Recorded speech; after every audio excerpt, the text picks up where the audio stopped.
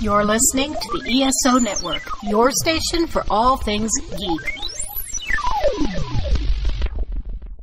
Hey there! Welcome to episode 265 of the Soul Forge podcast.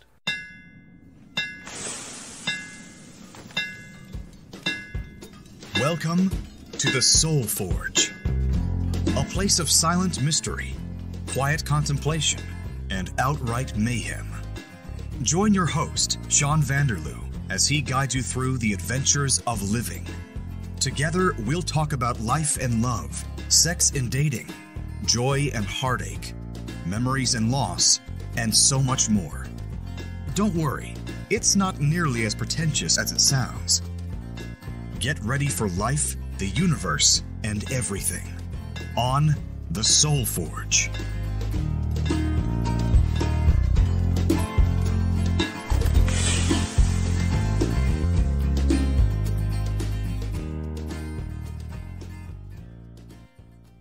I'm Krusty the Clown, because that's what you just said. Is that what I just sounded like? When you're like, hey! I don't know what that was.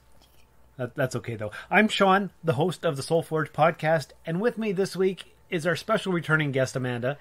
I'm very special. How the hell are you? I'm great. How are you feeling after your knee surgery? Still, I was doing very well.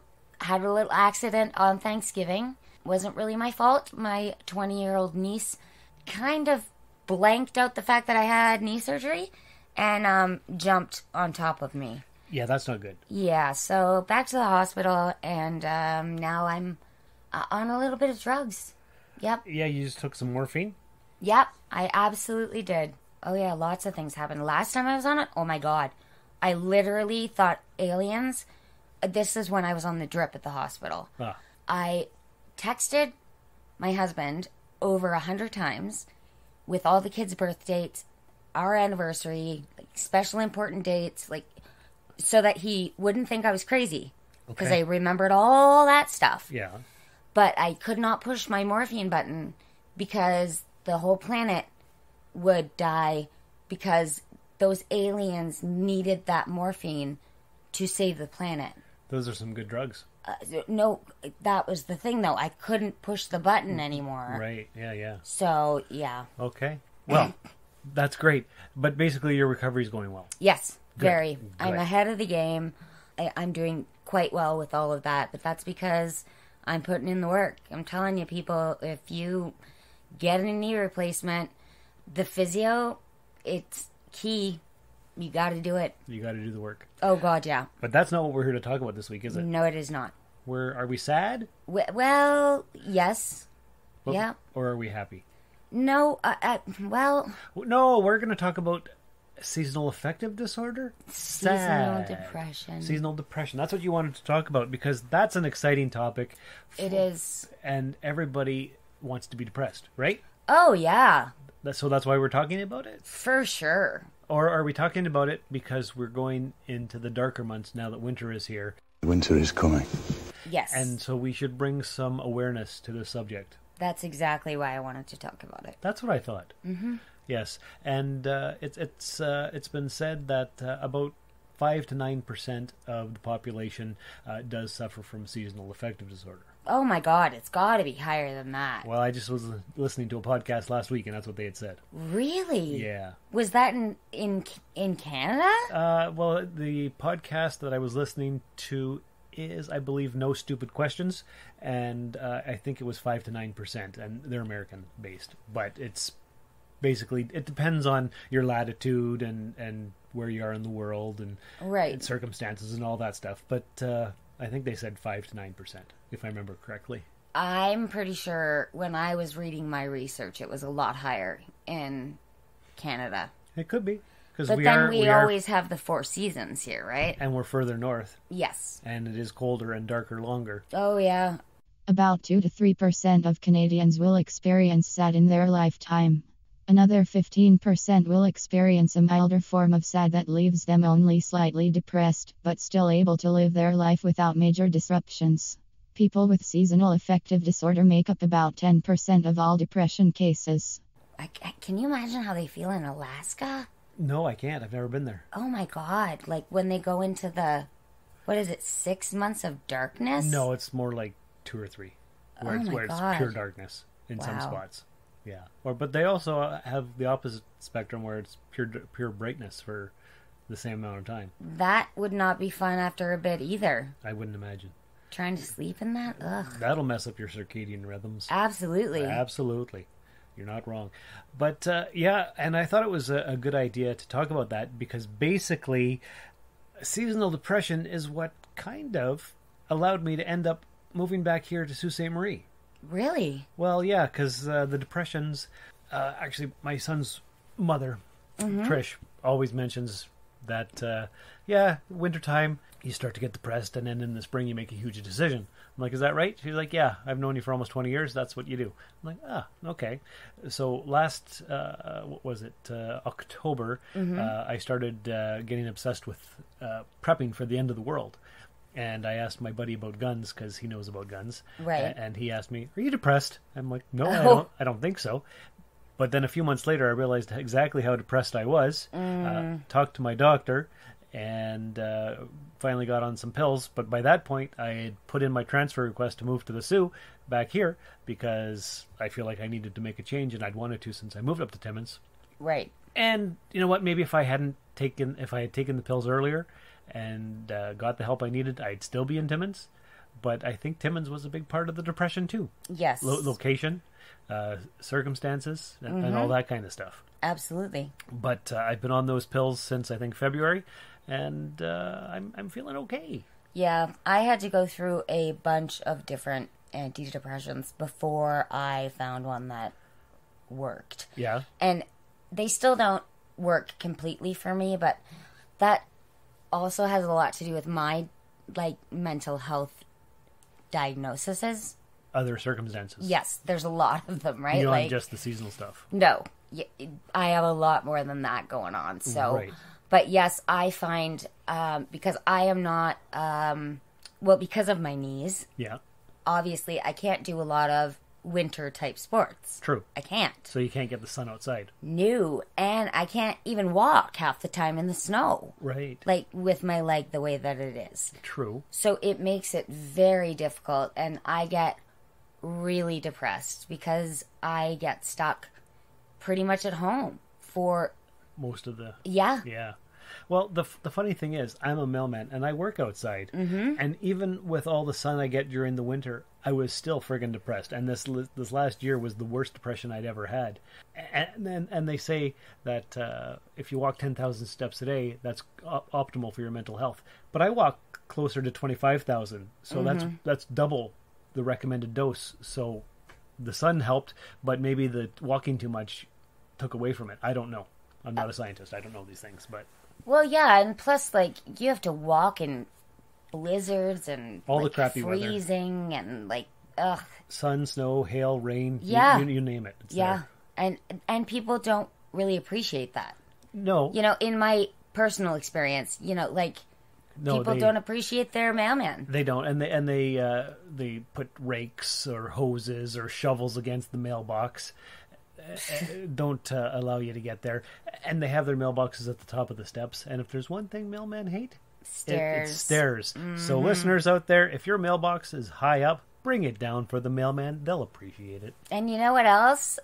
Get them a gift card and put it in the mailbox, or wrap a little gift and at Christmas time, give it to yes, that is fantastic.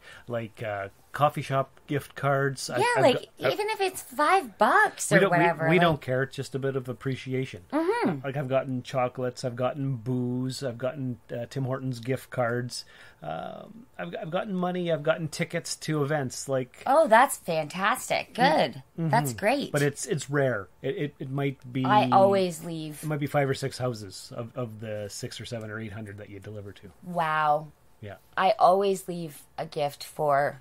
my mailman. Lottery always. tickets are another big one. Yep, that's true. Scratch tickets, yeah. Mm-hmm. You get lots of those. Well, not lots. But. Yeah, but I get what you're saying. But yeah. Just generic whatever, right? Yeah, it's just nice to be thought of. Exactly. Mm-hmm. Exactly. Chocolates, I've gotten chocolates before. And again, that kind of stuff helps with seasonal depression as well. Not just Christmas. I'm talking about feeling appreciated. Yes, definitely. It's a big thing. You know, and a lot of people in my experience, because I always like to talk from my point of view. Because like you said earlier, you're not a doctor. Well, I'm not a spokesperson for any of this stuff. Right. I'm just speaking from my own experience and hoping that other people can relate. So, like,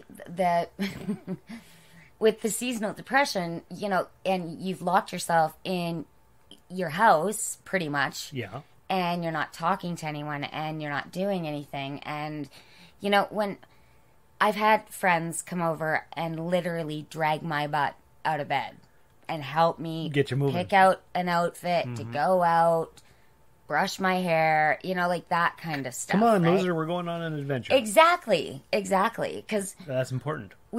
It's funny because you and I are the complete opposites in the wintertime. You have to go out because of your job. Yes. I have a permanent disability where I don't work. So, you know, in the wintertime, I really can't get out. True. Like, because I can barely move. It's, you know. And you don't want to slip and fall and hurt your knee even more. No, God, no. And, like, people are like, well, go walk around the mall. Oh, my God. Go walk around the SR Center. Okay. Like, again, I still have to get there. True. And that's wiping off the 8 feet of snow that I have on the car. Because where I live, at the end of this street, like, I have literally got 9-foot snowdrifts at the end of my driveway. Because you're at the end of the road. Yes. And that's where the plows put it. And the field as well. That's right. The drifts are brutal. I bet they are. So, you know, yeah, sometimes I get excited and I'm all ready and I want to go out. And then I open the door and then I close it again. I can't blame you for that.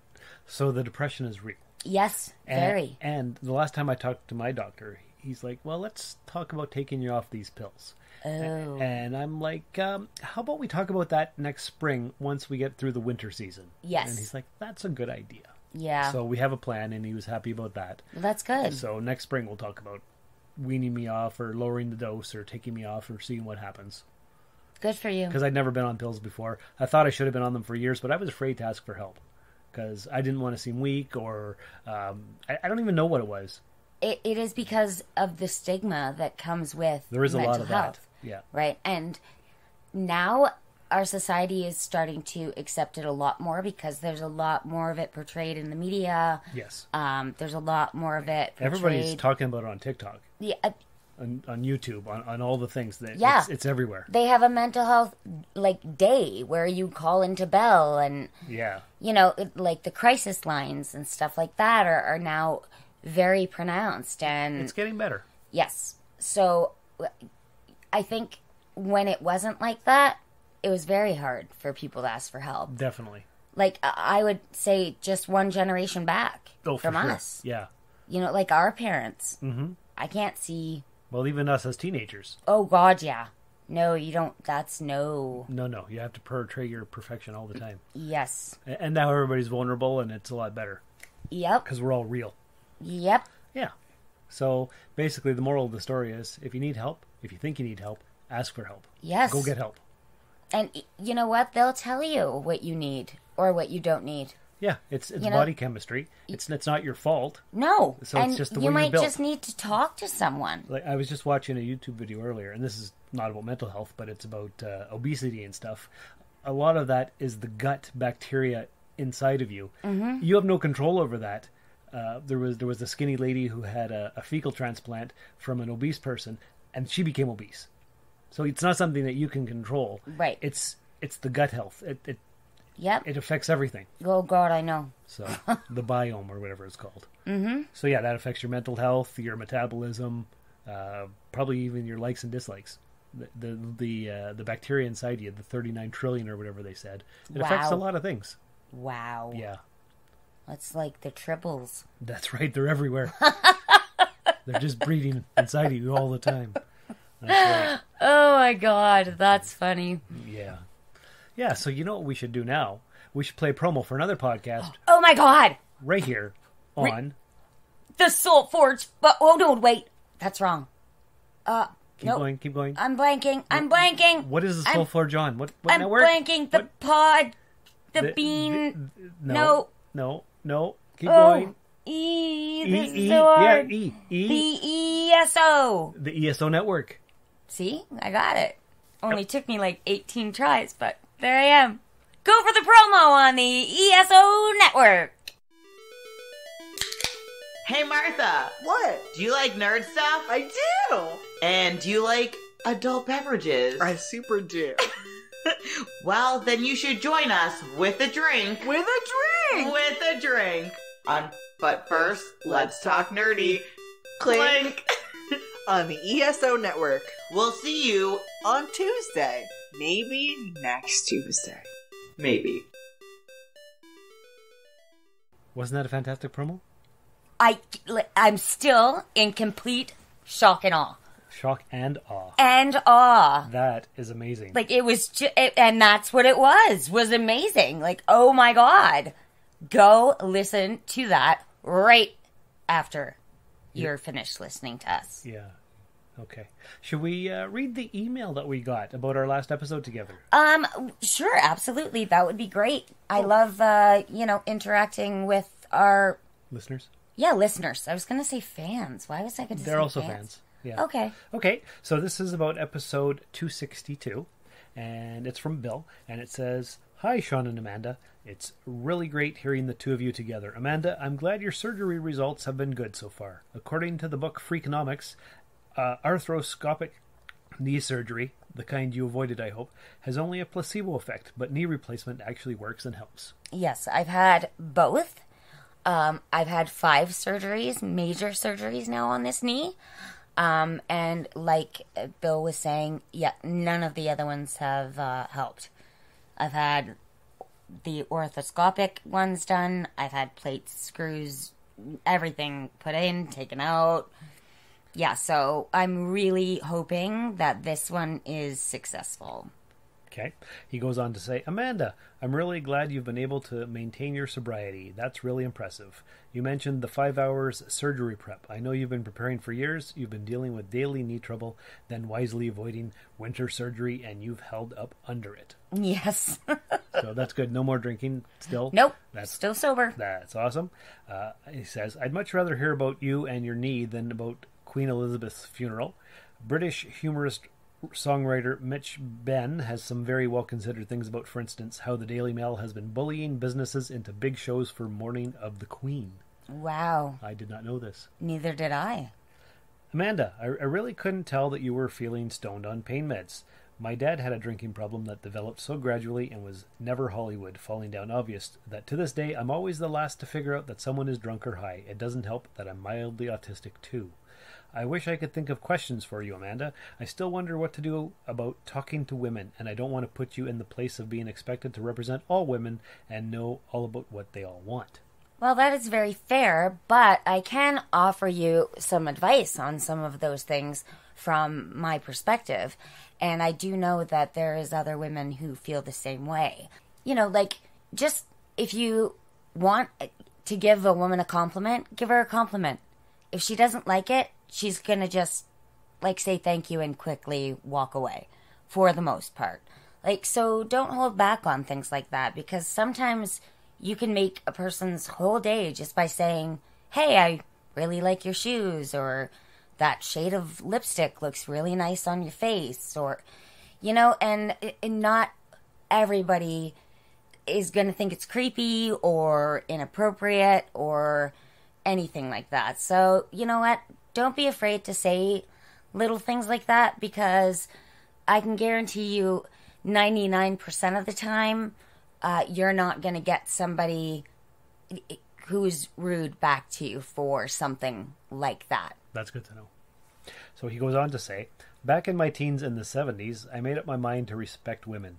Being autistic and picked on a lot, I didn't have friends I could ask, and always had the feeling that my 3 younger siblings had replaced me at home, so there was no point in asking my parents. Oh, God. So I turned to TV and other media for answers, and all I saw and heard was women complaining about guys, especially about being hit on. Okay, I thought, I'll never do that, and for decades I avoided saying anything to women unless it was strictly about business. About 20 years ago, across my street at a neighbor's party, I didn't say anything to anyone until it started to rain and we had to work together to move everything indoors. I guess I do have a lot of questions, but don't feel obligated to come up with answers. And here we go. What about compliments? I've heard it's generally bad to compliment a woman on her appearance unless one knows her very well. It puts a woman on the spot and she may even fear for her safety. I disagree. It depends on where it is. If you're in the middle of a back alley and you say something like that, sure. Right. But, if you're at a club or you're out at an event, and obviously, me personally, I dress up for those kind of things. I dress up mostly because I want to feel good about myself. Yeah. But it's also because I want to look good to other people. Of course. So getting a compliment like that is fantastic. Like, I can't see any woman, and a lot of women are much more outspoken than they used to be. That's true. So if they don't like something that you're saying, they'll say, please don't, do that kind of, but most women will say thank you. They might even carry on a conversation after that. Some of them will say thank you and then turn back to eating or having a drink or whatever. That's your cue that they're done talking to you. If they don't pursue the conversation further, then just... Move on? Yeah, move on. Yeah. Okay. He goes on to say, but all this not talking to women has gotten me ignored. I had to wait almost 50 years finally to hear from one single female friend that I'm the only single guy at the local workshop club makerspace who has never made her feel uncomfortable. Sadly, she's only about half my age, and I want to find someone closer to me. I've wanted to be married with children at least since age 4, almost 60 years now. I'm so old now that there's a higher risk that any children I bring into the world would be seriously disabled. Thanks to my disabilities, it took me 40 years finally to rise to lower middle class, so I can't afford to take care of even one disabled child. I'm basically screwed and wish I could write off the idea of God. Unfortunately, I've heard only one message in over 55 years from a Christian speaker providing scientific, that is, disprovable evidence that the Bible is more than just a human document for social control. I was greatly disappointed in God. Then a female pastor friend advised me to meditate on Jesus' story of the widow and the unjust judge. That was okay, but then Jesus ruined it by promising that the Father would provide justice quickly. And no, God's timing doesn't count. No weaseling out of this one. The words were said to simple first-century fishermen and others who could be expected to think this meant some time in their own lifetimes. I wouldn't be offended by a promise simply of justice. It's the quickly part that makes it the biggest broken promise ever. And I've run on too much. Sorry. Stay safe and take good care of each other. Well, okay, first of all, Bill, all children are born with some kind of a disability. Period. There's no child that's born that is perfect in any way. Yes, at your age, the reason that I would suggest that you don't try to have a child is because your child will be lacking because there won't be a father figure there for them as they grow because of the age. You won't be able to participate in so many different things, and you'll always be called the grandpa from the other kids. So is this your grandpa? Is this your great grandpa? And to me, I don't think it's fair to a child. None of us know when we're going to pass at all. But True. When we are older, I think the responsibility falls on us. You've seen how hyper 10-year-old children are. Yes, of course. Okay, so can you imagine being 70 and having a 10-year-old? I'm 46 and I can't imagine having a 10-year-old. Exactly. And I feel the exact same way. So to me, it's not fair to the child because personally, I don't think a person at that age can offer as much Attention? Yes, attention and involvement as you could when you were younger. Because you have more energy back then. Exactly. So that's just... But I get Bill's yearning. Absolutely. And you know what? There's foster care. There's, like taking in kids who need temporary... And they can be older children and... That's right. Or children with disabilities themselves, where you can help them on a temporary basis see what you, think what you like. You could volunteer at an orphanage if they still exist. Not really. No, can't. No. You can't do that. Well, I don't. Are there orphanages still? Maybe there in the must be. United States. I don't think there is in Canada. Yeah, I have no idea. I think it's all foster families. What about Big Brother? Can you be a Big Brother still? Is that a thing? Absolutely. That's still... Yeah. Absolutely. So all of that still exists. So, you're yearning for wanting to be part of a child's life and having your own child. I completely understand. Maybe that wasn't your path in this life. But that doesn't mean that you still can't have some form of something like that in your life to maybe fill a little bit of that void. That's true. Yep. But judging from the emails that Bill has sent over the years, he's a very thoughtful, kind man. Oh, yes. And definitely has a lot to offer. That comes through wholeheartedly in the emails. Yeah. Absolutely. Yeah. But, I hate this term, but I'm going to use it anyways, Bill. You just need to man up a bit when it comes to women. Be a bit more brave, you're saying? Yes. Yeah. Just kind of put yourself out there. And, the worst thing that's going to happen is they're going to say no. That's true. That's the worst that's going to happen. Yeah. So what do you have to lose? Besides, it might hurt your pride a little bit. But really, if you don't try, you're going to go home and then sit there and wonder and wonder and wonder. So what's worse? Getting your pride hurt a little bit, or wondering where that could have led, or That's what true. You could be doing now, or, Mm-hmm. Because if you don't take the chance, you can't know. As Captain Kirk said, risk is our business. So you got to risk it to get anywhere in life. So, yeah, that's... Agreed. And that is a very good saying. And a good way to end the podcast. So, Bill, thanks for your emails. Any other listeners that would like to send emails, soulforgepodcast@gmail.com. Amanda, thanks for all your insights. Oh, I love being here. I really do. It's always a pleasure. Yes, Bill, I am stoned again. You probably couldn't tell. Maybe you could. I could tell. Sean certainly can tell. I can tell a little bit. Yes. But anyways, I wish everybody out there in podcast land the best. And, do an affirmation today. Look yourself in a mirror and say something good about you. Just anything. Write down 3 things that you're grateful for or that you feel good about yourself. Yeah, maybe. Or just stand in front of a mirror and think of... Gosh darn it, I'm good enough, I'm smart enough, and people like me. That's right. Okay. So until next time, dear listeners, take care of yourselves and each other. Check out soulforgepodcast.com. Tell all your friends about the show. If you'd like to leave a donation, it's coffee.com/rustedsoul. That's ko-fi.com/rustedsoul. Leave a 5-star review in the podcatcher of your choice. And remember, what matters most is how well you walk through the fire. Thank you for listening to another episode of the Soul Forge Podcast. Your support is greatly appreciated, and we hope you'll tune in again next time. Remember that you can visit soulforgepodcast.com for all of our social media links, and don't forget to share the show with everyone you know.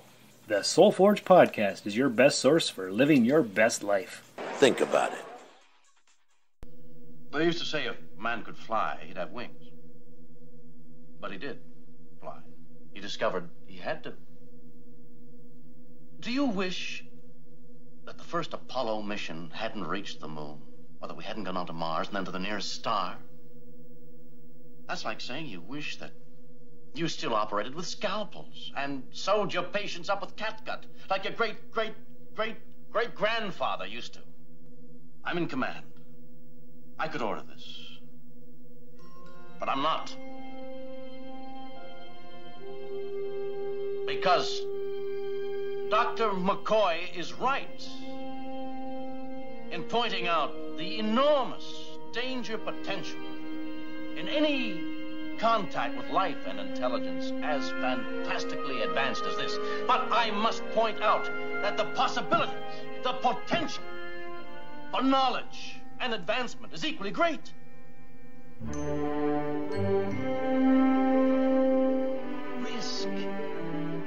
Risk is our business. That's what the Starship is all about. That's why we're aboard her. This has been a broadcast of the ESO Network.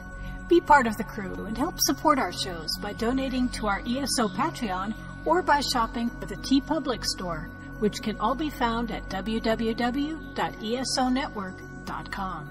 The ESO Network, your station for all things geek.